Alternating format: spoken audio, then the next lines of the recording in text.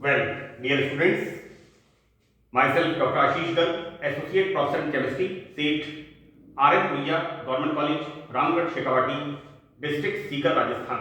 बच्चों, BSc part first में first paper inorganic chemistry हमने पी ब्लॉक एलिमेंट्स ये इसमें स्टार्ट किया हुआ है और this is the 8th B part. ये 8 बी भाग है इसका। कुछ नंबरिंग में मिस्टेक की वजह से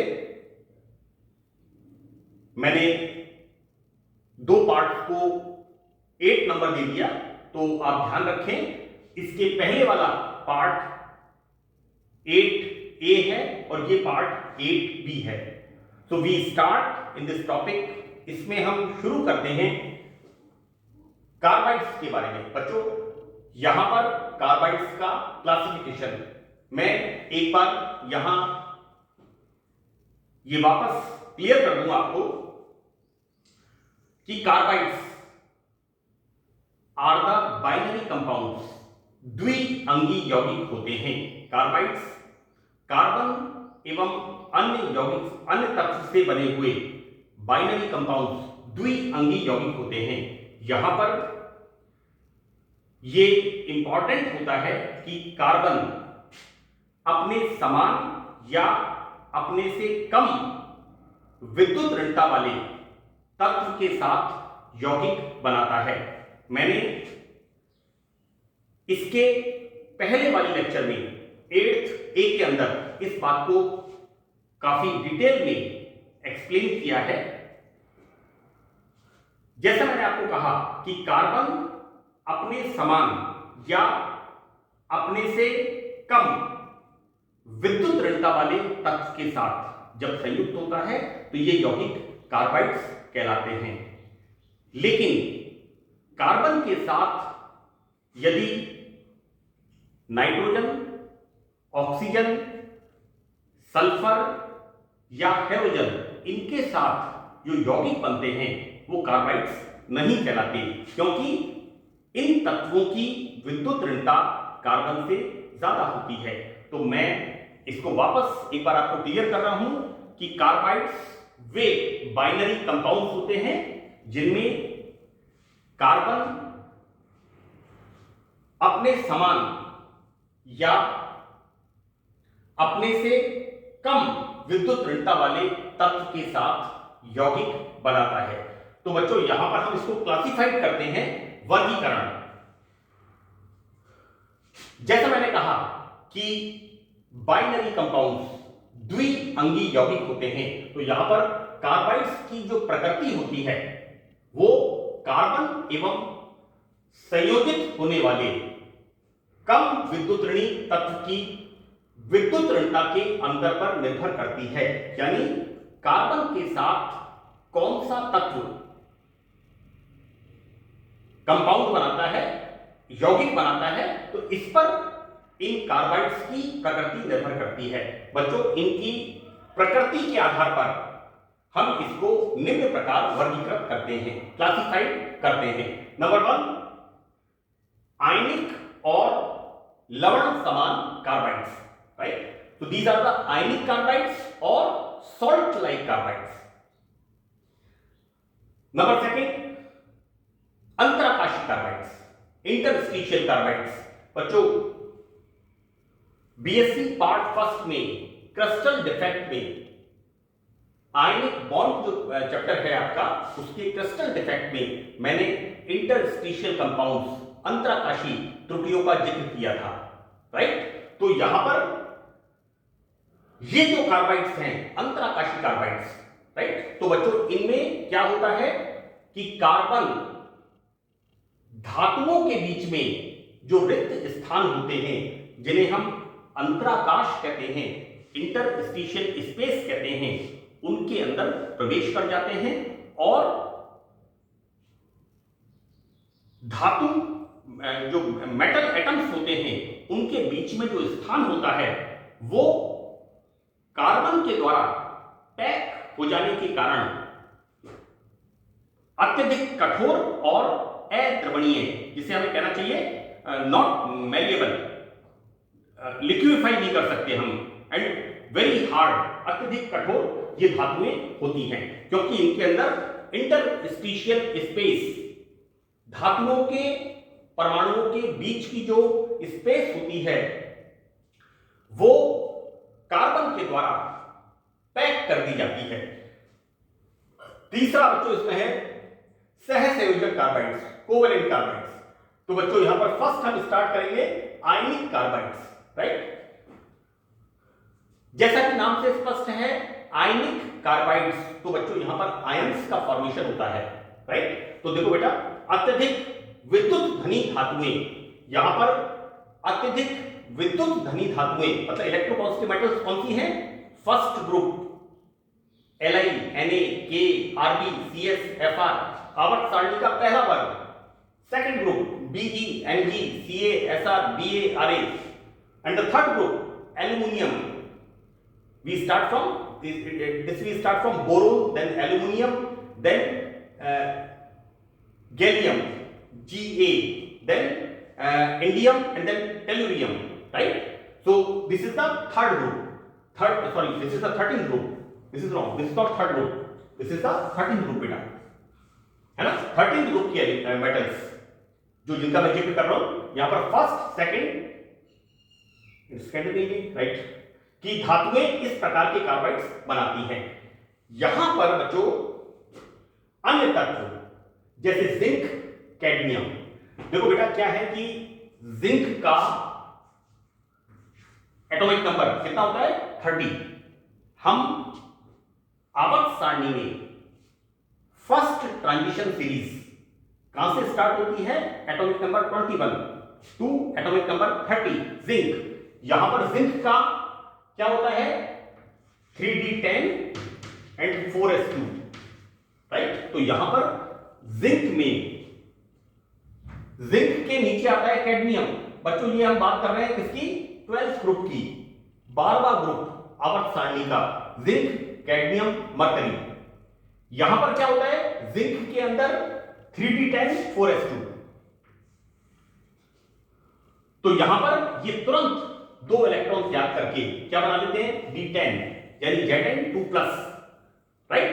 तो बच्चों यहां पर जिंक और कैडमियम, यदि हम कैडमियम की बात करें तो कैडमियम क्या है? Second transition series, it start from Y, yttrium to cadmium, atomic number Y 39 to 48। यहां पर क्या हो जाएगा?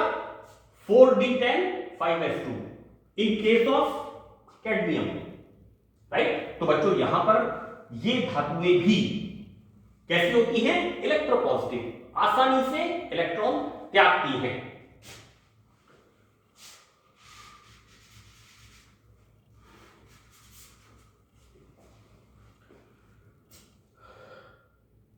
तो बच्चों ये जो आयनिक कार्बाइड्स हैं, ये आयनिक कार्बाइड्स मैं आपको बता रहा हूं यहां पर बच्चों, कार्बन और हाईली इलेक्ट्रोपॉजिटिव मेटल्स जो कि आसानी से इलेक्ट्रॉन त्यागती हैं उनके बीच में बनते हैं। बच्चों यहां पर सामान्य कार्बाइड एनायन को what we write here? CX whole N- द्वारा दर्शाते हैं। तो बच्चों यहां पर यदि हम लेते हैं x बराबर 1 एंड n बराबर 4, right. So what we write? x बराबर 1, n बराबर 4, we write C4-, this is the anion. तो ये जो कार्बाइड्स होते हैं बच्चों, इन कार्बाइड्स का जब हम हाइड्रोलाइसिस करते हैं तो हाइड्रोलाइसिस करने पर हमें मिलता है methane, right. So that these carbides are called methanoids, right. यानी ये कार्बाइड्स जल अपघटन करने पर मीथेन गैस देते हैं, इसलिए इन कार्बाइड्स को मैथेनॉइड्स कहते हैं।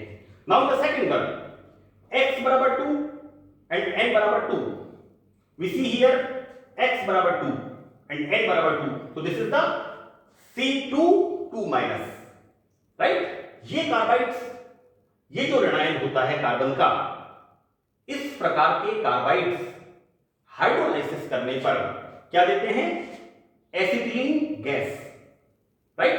तो बच्चों यहां पर ये एसिटिलीन का निर्माण करते हैं, इसलिए इनको क्या कहते हैं, दीज आर कॉल्ड एसिटिलॉइड्स, राइट। पहला वाला मेथेन गैस देते हैं, मेथेनॉइड्स। दूसरा वाला एसिटिलीन गैस देते हैं, so these carbides are called acetyloids. While here third one x बराबर 3 एंड n बराबर 4, right. So the anion is C3 4-, right. अब देखो बेटा यहां पर हम 4-, मैंने ये एग्जांपल लिखा है यहां पर, अगर हम this is wrong, carbon is tetravalent, right. C4 यहां पर 3 हाइड्रोजन और 1 hydrogen, number of hydrogen 4, right. हम क्या लिखा है, C3 4-। तो ये C3 4- एनायन वाले कार्बाइड्स, इनका हाइड्रोलाइसिस करने पर क्या बनता है, एलिलीन। मैंने वो फॉर्मूला लिखा है CH3 single bond C triple bond CH। बच्चों एलिलीन जो होता है ये एलीन्स का आइसोमर है। मैंने इसी लिंक के ऊपर बीएससी पार्ट फर्स्ट में एल्काडाइईन्स एक यूनिट मैंने डाली है, उस एल्काडाइन्स वाली यूनिट में बच्चों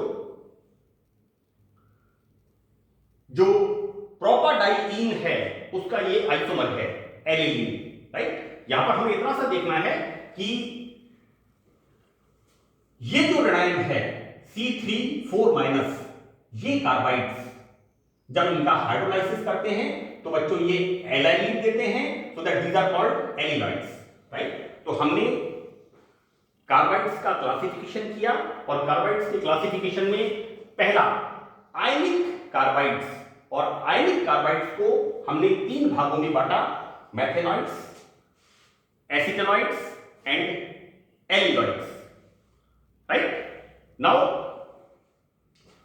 आगे हम देखते हैं कि मैथेनॉइड्स की जब हम बात करते हैं बच्चों, जैसा कि क्लियर है नाम से कि ये कार्बाइड्स, इनका जब हम हाइड्रोलाइसिस करते हैं तो ये मीथेन गैस देते हैं। बच्चों ये reaction, this is the Al4C3 + 12H2O, ये रिएक्शन आपने 11th 12th क्लास में मैथेन के प्रिपरेशन में पढ़ी है, राइट।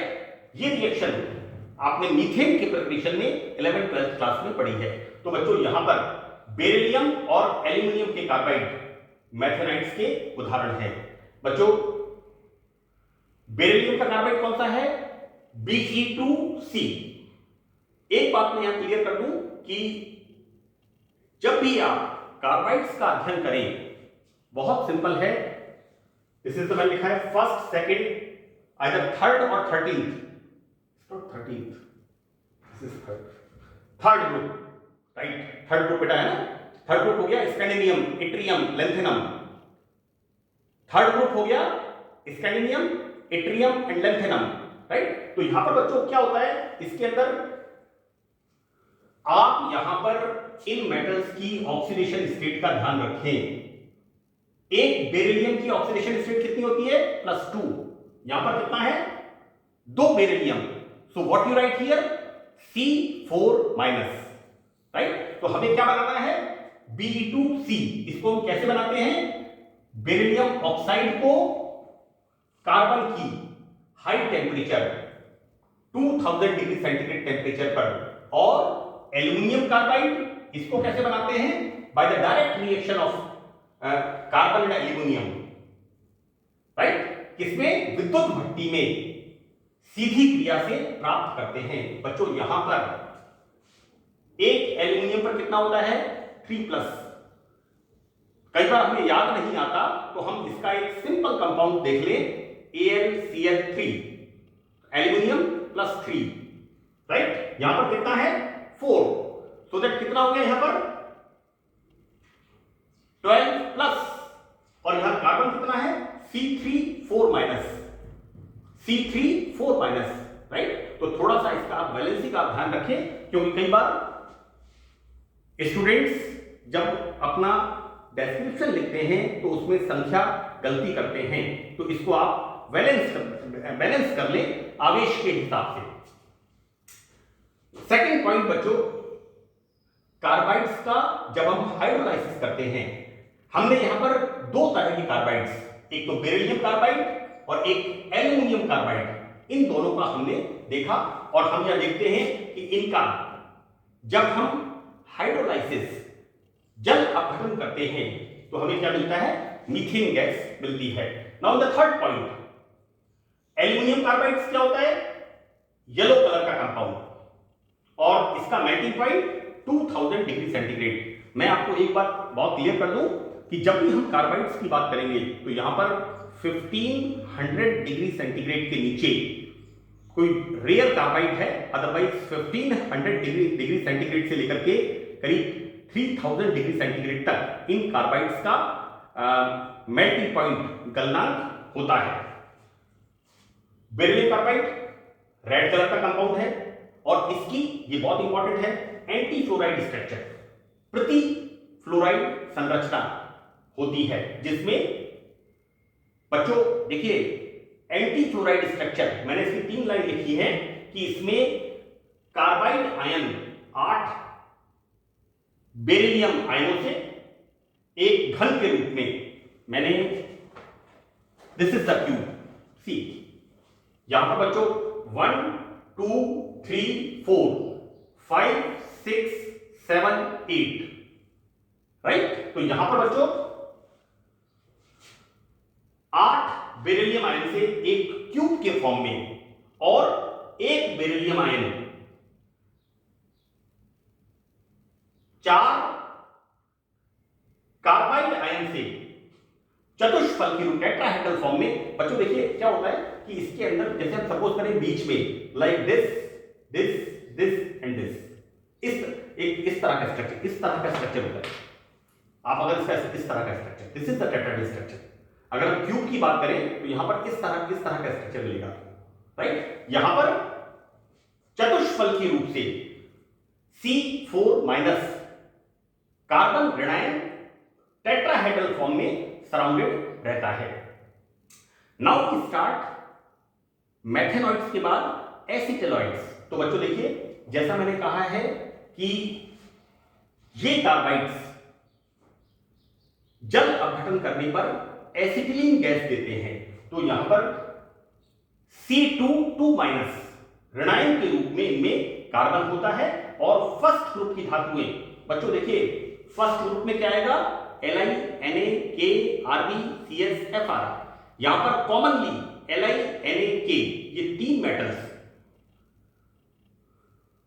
इसके जो पहले वाला 8th A पार्ट है उसमें हमने देखा है कि कार्बाइड्स की प्रिपरेशन, तो कार्बाइड्स की प्रिपरेशन में सिंथेसिस में हम क्या देखते हैं, फर्स्ट ग्रुप कौन सा होता है बच्चों, एल्कली मेटल्स, क्षारीय धातुएं, Li Na K Rb CS, right. यहां देखते क्या है, Li2C2 because lithium +1, right, potassium +1 K2C2 potassium carbide, and second group metals like beryllium Be Mg Ca CaC2 Ca2+, beryllium BeC2 MgC2, so these are the carbides, right। तो बच्चों यहां पर Mc2 CaC2 because second group beryllium magnesium calcium Be Mg Ca Sr Ba Ra, तो second group elements, right। इनका कैसा oxidation state +2 एवं कुछ lanthanides इस प्रकार के यौगिक बनाते हैं। तो बच्चों आई होप, मुझे उम्मीद है कि आपको ये अच्छी तरह से समझ में आएगा। और इसके पहले वाला जो लेक्चर है उसको आप थोड़ा ध्यान से देख लें, क्योंकि जो प्रिपरेशंस हैं वो बहुत सिंपल हैं। उसमें आप जो कार्बाइड्स का फॉर्मेशन होता है उनमें मेटल की ऑक्सीडेशन स्टेट को आप ध्यान रखें। और मैं आपको बता दूं कि मेटल की ऑक्सीडेशन स्टेट बहुत सिंपल है, first group, second group and third group, right. इसके अलावा zinc cadmium, you know this is the 12th group, right, और कुछ लैंथेनाइड्स। इस प्रकार के यौगिक बनाते हैं। So that's all in this lecture. Thank you.